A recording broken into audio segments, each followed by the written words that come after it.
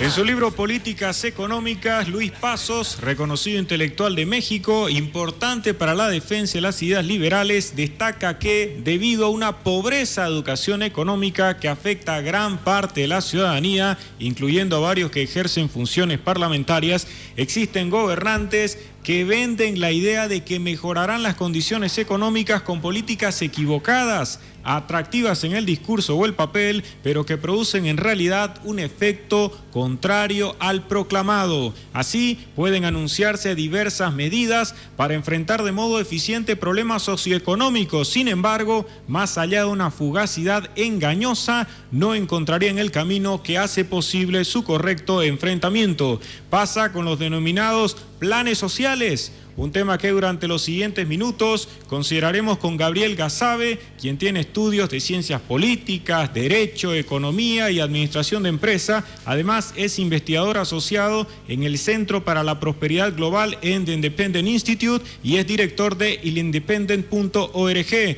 Muy buenos días, Gabriel, desde Buenos Aires, vía Skype. Gracias por estar una vez más en Contraviento y Marea. ¿Qué tal? Buenos días, Enrique. Muchas gracias por invitarme nuevamente.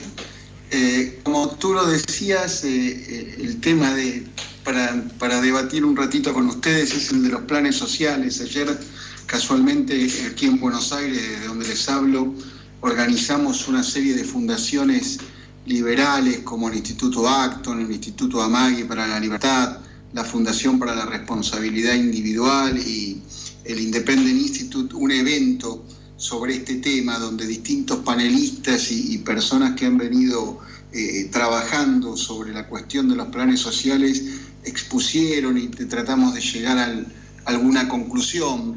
Aquí en la Argentina estamos en un periodo preelectoral, preelecciones de medio tiempo parlamentarias, y los distintos partidos, una vez más, los distintos candidatos compiten entre sí para ver cuando fueron gobierno quiénes otorgaron más beneficios sociales, más planes sociales y quiénes lo van a hacer en el futuro si logran obtener el voto de la gente. Parecería como que el número de planes sociales que se otorgan fuesen como una unidad de medida de las bondades o de la prosperidad de un país o de las bondades de un modelo económico, cuando en realidad no es así, pero se han distorsionado tanto las cosas y tanto los principios que parecería que arrojarse cifras sobre la entrega de más o menos planes sociales es el quid de la cuestión. Entonces, lo que ocurrió ayer en el evento es primero reflexionar sobre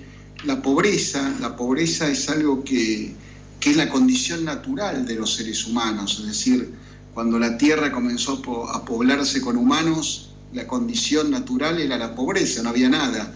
La idea que hay que dejar trascender es que la riqueza es algo que tiene que ser creado, tiene que ser generado, no cae como maná del cielo o no nos brota de la tierra por actos de magia. Entonces, la única forma de combatir genuinamente la pobreza es generando más y mejor riqueza. No hay otra alternativa, no hay otro camino. Es lo que ocurrió hace 50 años en la península de Corea, que hizo Corea del Sur y no hizo Corea del Norte, y por eso hoy día son dos países totalmente disímiles y un contraste impresionante en cuanto al nivel de vida de los del sur respecto de sus hermanos coreanos de la Corea del Norte. Entonces, la idea es esa, y tenemos que ver cómo generar riqueza, no cómo administrar la pobreza. La pobreza no es el problema, los pobres no son el problema. Dentro de la gente más necesitada hay mucho espíritu empresarial, mucho espíritu emprendedor. Se dice a veces, en vez de darles un pescado, enséñales a pescar. Bueno, dentro de todo este grupo de gente que vive en la marginalidad, hay muchos que ya saben pescar, pero no tienen elementos para poder hacerlo, porque el Estado no los deja. Se dio el ejemplo ayer durante el evento de un individuo que vive muy precariamente en una casilla de chapas y de cartón, y que en el barrio humilde donde él habita, él vende lo que aquí se llaman tortas fritas, que es como un producto para consumir con el té, con el café o con el mate, al que somos tan adeptos los argentinos. Y este individuo lo tiene que vender de manera marginal, porque las pocas veces que ha intentado salir de esa zona de trabajo en negro y de marginalidad, le han exigido tantos requisitos y las regulaciones le han impuesto tantas trabas para poder hacerlo a la luz del día y hasta eventualmente contratar un empleado o distribuirlo con una pequeña y antigua camioneta por la zona de donde él reside, que le ha sido imposible. Es decir, lo que se analizaba ayer era que no necesitamos leyes que ayuden a sacar de la pobreza, necesitamos justamente menos leyes. Se planteó el caso en la ciudad de Buenos Aires de que hace un poco más de un mes se promulgó la ley de emprendedores. Y si uno la lee, lo que va a lograr es que, por más los buenos propósitos y las intenciones de los postulados de la ley, es que la gente no pueda emprender, que no pueda formar una empresa. La mejor ley de emprendimiento es la Constitución Nacional con pautas mínimas y respeto por los derechos individuales, por la propiedad privada, por la libertad de trabajar y de ejercer cualquier industria lícita. Eso es lo que se necesita. Pero desgraciadamente, como les decía, en estas épocas de campañas electorales seguimos bregando, o siguen los candidatos, mejor dicho, bregando por nuevas legislaciones, nuevas regulaciones, cuando en realidad lo que necesitamos es dinamitar toda esa estructura legal, que calculo que el caso allí de los que nos escuchan debe ser muy similar allí en el norte de Bolivia. Sin lugar a dudas, acá nos encontramos con bonos, peticiones de rentas y una serie de prácticas que naturalmente no sirven para resolver los problemas estructurales. Una consecuencia de estos planes sociales, Gabriel, es el hecho de que fomentan una cultura favorable al paternalismo. El Estado, en definitiva, sería la entidad encargada de velar por nuestro bienestar, liberándonos del peso de hacerlo por nuestra propia cuenta, asumiendo los riesgos que resultan pertinentes, porque, claro está, se prefiere esa seguridad mínima de algunas retribuciones, a veces también como consecuencia de contraprestaciones políticas, en lugar de contemplar el panorama de otra manera.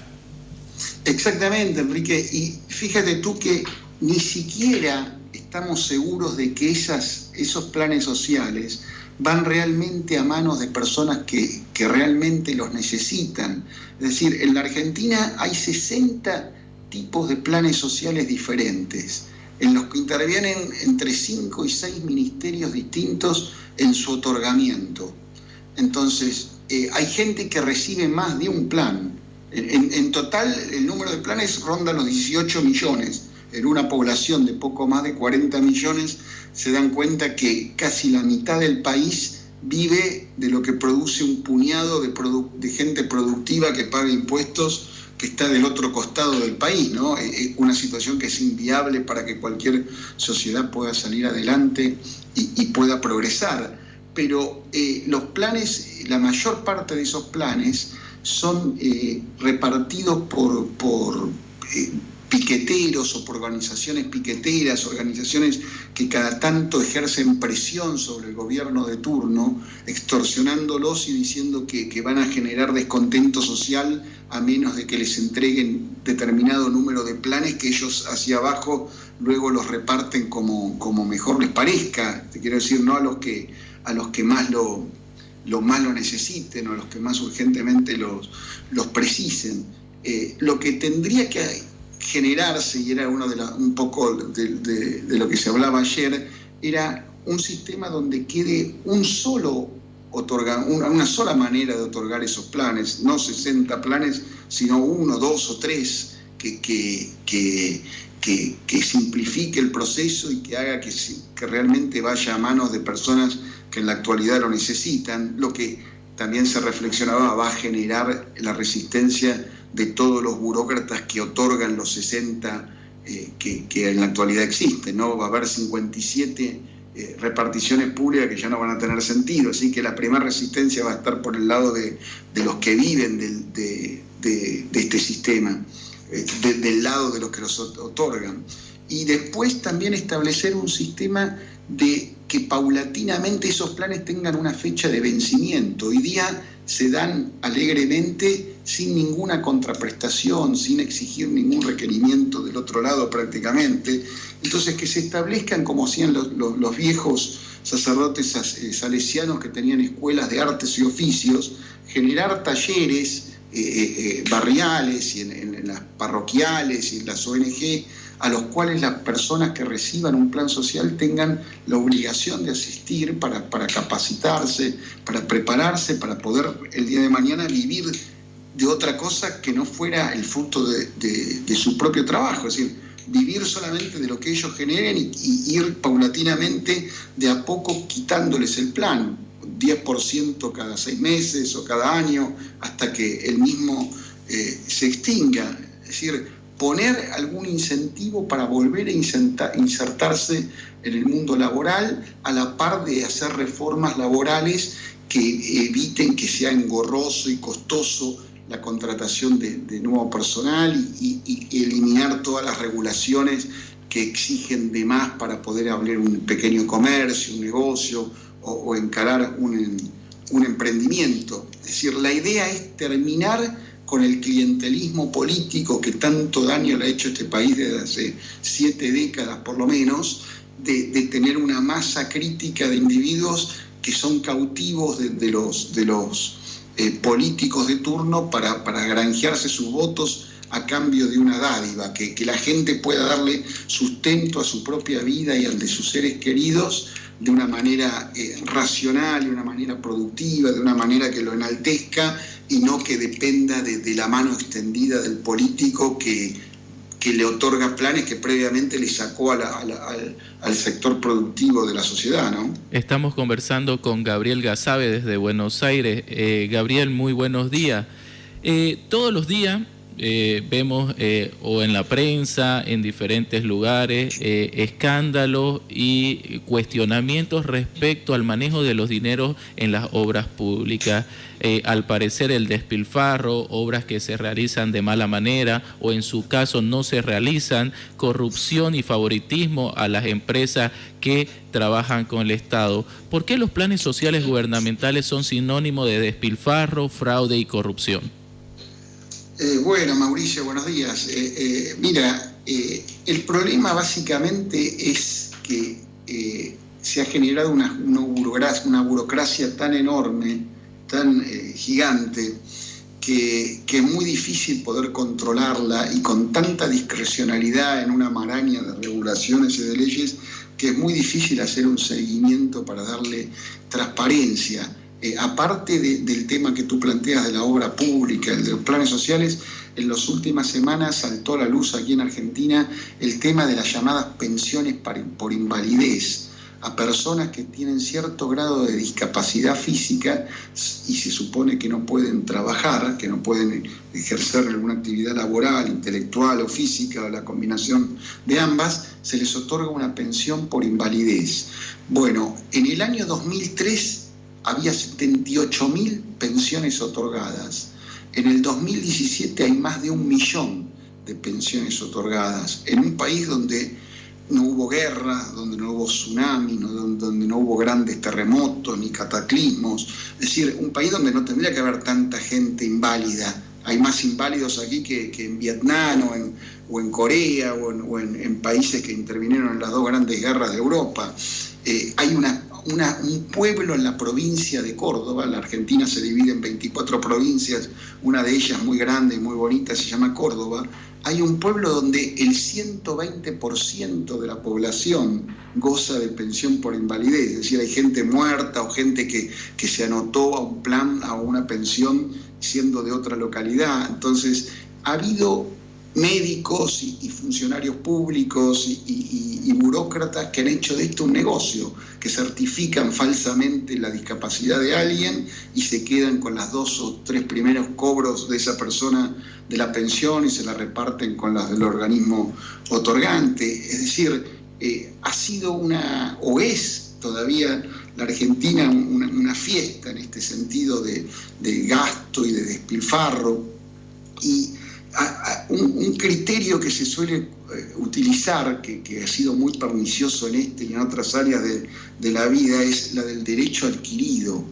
muchos invocan que no se pueden tocar estas pensiones o estos beneficios o estos privilegios o dádivas porque ya constituyen un derecho adquirido, y hay que dejar presente que nadie puede tener el derecho adquirido a ser mantenido por el resto de la gente, que la gente laboriosa, la gente productiva, la gente que todas las mañanas se levanta a pelear la vida ofreciendo algo en el mercado, no tiene por qué cargar en su mochila con una hipoteca para mantener al resto de los parásitos, que algunos realmente necesitados, pero otros falsamente incorporados a ese grupo de beneficiarios, vive a sus expensas.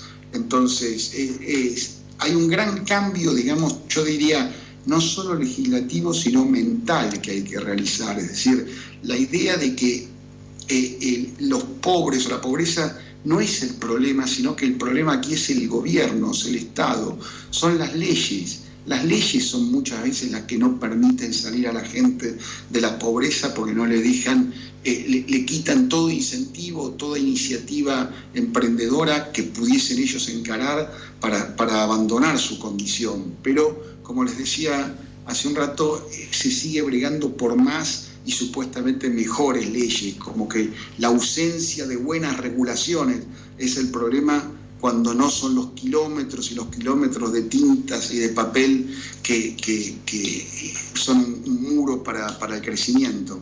Se puede evidenciar que este Estado benefactor está fallando en la forma de accionar. Se puede criticar la forma y cómo se desarrollan estos planes sociales hoy en día, pero ¿hay alguna vía para mejorar o transformarlo, Gabriel?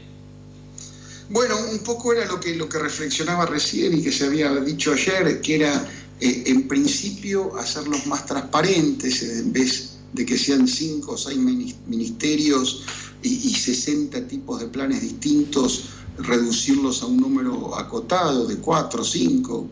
Lo ideal sería un solo tipo de plan, pero bueno, va a ser complicada esa situación. Ponerle una fecha de vencimiento, ponerle un fin, decir, te damos este plan, pero por X periodo para que vos te puedas reinsertar en el mercado o en la vida laboral, obligar a hacer cursos de capacitación, aprender un arte, aprender un oficio, para poder el día de mañana no depender más de ese plan. Eso no se hace hoy día.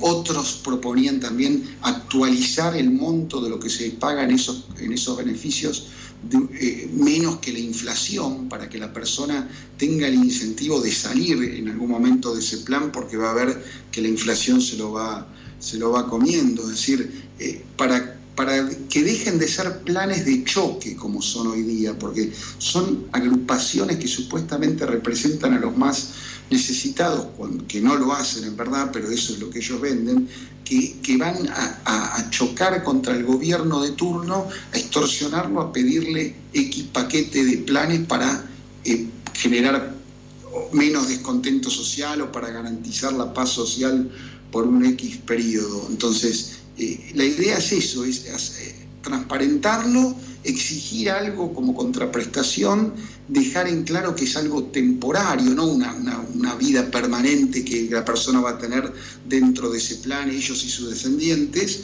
y que paulatinamente el número de esos planes vaya disminuyendo. Es decir, las autoridades hoy día se jactan de que ellas otorgan más planes que los anteriores. Bueno, tendría que llegar el momento que alguien se jacte y brinde por decir, ya no necesitamos más planes sociales, otorgamos el último, vamos a tener 0 planes sociales. Esa es a lo que tendríamos que llegar. Hay un tema relacionado con este asunto que estamos tratando y muestra también los efectos perniciosos del intervencionismo. Pasa que en algunos países, como Bolivia, se ha optado por ofrecer a los empleadores ciertos beneficios para la contratación de nuevos y jóvenes trabajadores. Se sostiene que de esta manera se contribuiría a la mejora de las condiciones de esos empleados u obreros. Sin embargo, las autoridades no toman en cuenta que esa supuesta colaboración en donde el Estado interviene pagaría parte del salario o, en cualquier caso, disminuiría momentáneamente algunas de las cargas que deben ser soportadas a veces de manera heroica por los trabajadores. Pero en ningún caso se podría notar un verdadero respaldo a iniciativas que puedan generar empleos genuinos, como se destacaba ayer en Buenos Aires, y no así trabajos ficticios, temporales y en resumen engaños que no sirven para lidiar de manera eficiente en contra del gravísimo problema de la cesantía causado por esta serie de políticas erróneas. Gabriel. Exactamente, Enrique, aquí en Argentina siempre se habla de lo mismo, de planes de incentivos al primer empleo, al empleo joven, pero en realidad son manipulaciones que llevan a que se contraten a determinadas personas por X lapso y no es, como tú dices, empleo genuino. El empleo genuino realmente es cuando se bajan las cargas sociales a todos. Es decir, fíjate tú, en la Argentina el 99% de los trabajos los otorgan lo que se conoce como pymes, que son pequeñas y medianas empresas de hasta 200 empleados, si no ya deja de ser una pequeña empresa. Ellos dan el 99% de las empresas son pymes, con menos de 200 empleados, y ellos dan el 66% de los trabajos que existen en el país. El otro 34% lo dan las grandes empresas, las grandes corporaciones.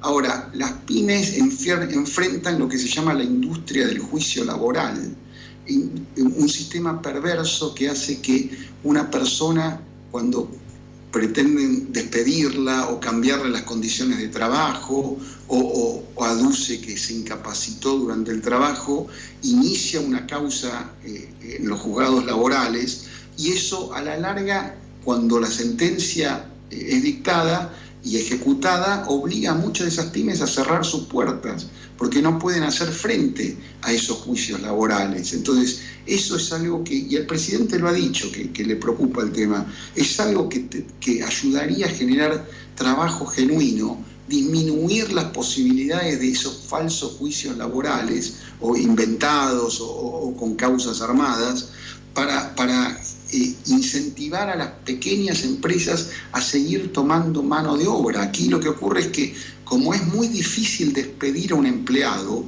se hace casi imposible contratarlo. Es decir, nadie se mete en un problema, nadie contrata a alguien si después sabe que va a ser el fin del mundo el día que lo quiera despedir. Entonces, eso es lo que no se entiende, que si no hay libertad de salida, no va a haber libertad de ingreso. Entonces, a eso se está apuntando, y por lo menos la opinión pública está dándole cierta importancia o cierta jerarquía en las discusiones a los efectos de evitar este problema, que es uno de los más graves y de las causales de desempleo aquí en la Argentina. No es que no hay trabajo, el punto es que contratar a un nuevo empleado es meterse en un problema y nadie quiere hacerlo si a priori sabe que ese problema va a acontecer. Entonces, ahí tendríamos una verdadera forma de generar empleo genuino y de hacer más dinámico el mercado laboral.